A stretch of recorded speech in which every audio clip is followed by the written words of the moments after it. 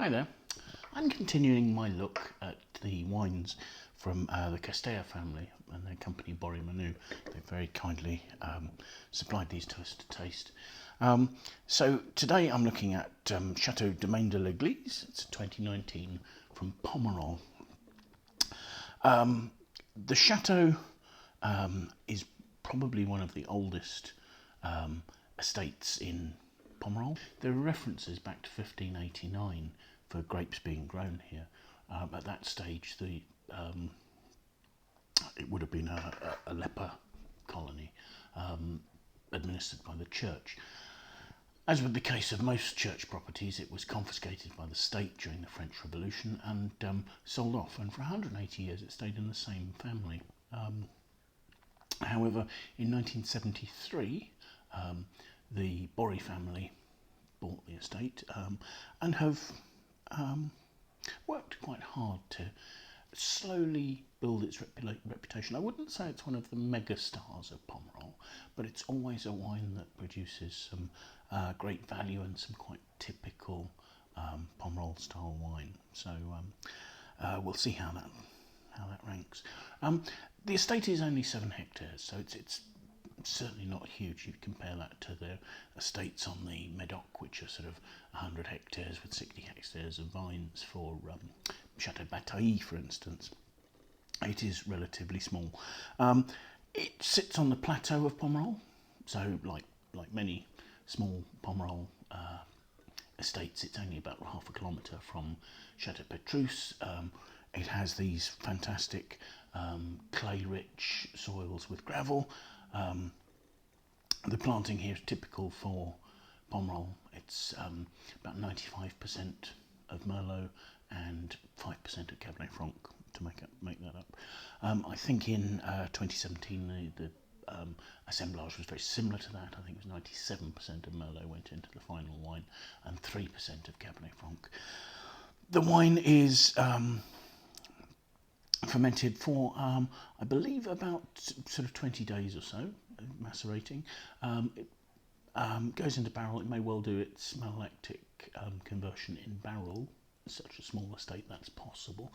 And it's going into French oak barriques, about 60% of which are new, and the balance 40% are second fill oak. And this is one of a cluster of estates round the church, which is one of the few really notable landmarks of Pomerol, the Church of Saint Pierre, with its sort of quite tall tower and thin steeple on the top. So there are quite a number of estates that reference either Saint Pierre or the Église in their name.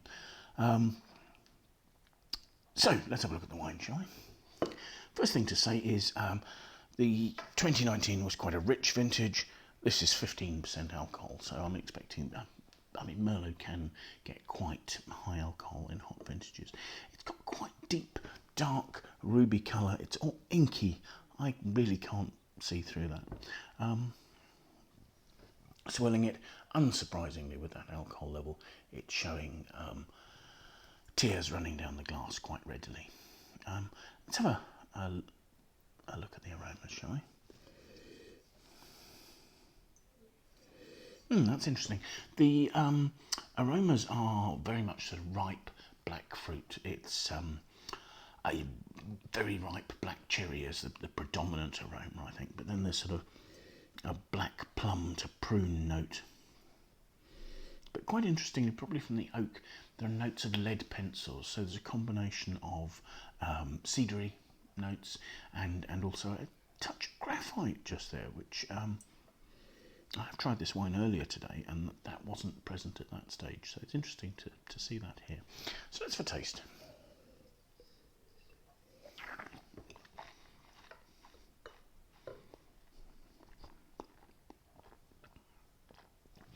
That is quite a bursting, ripe, black fruit.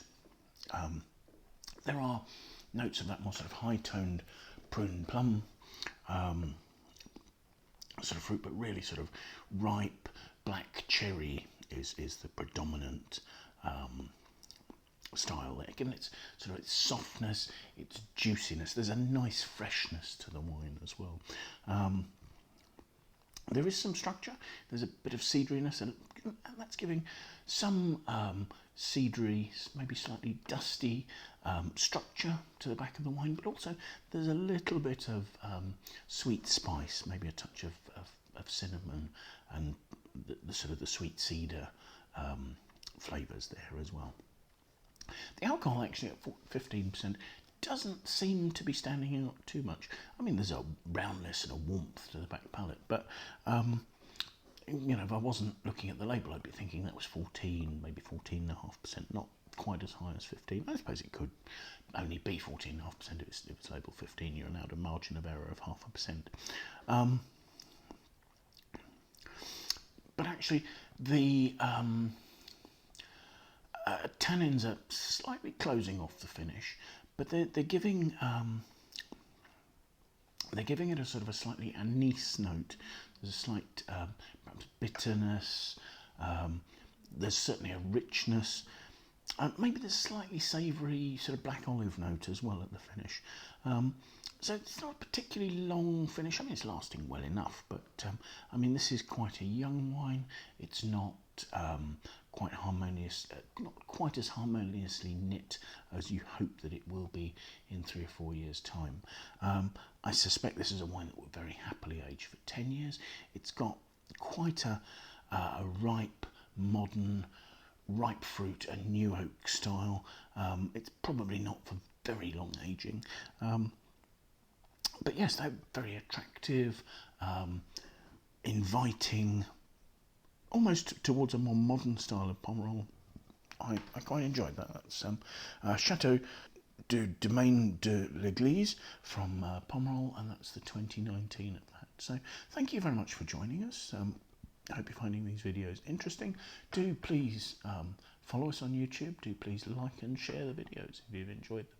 Do leave your comments. We'd love to hear what you think of these wines. And I hope you'll be able to join us again sometime soon for another tasting. Goodbye now.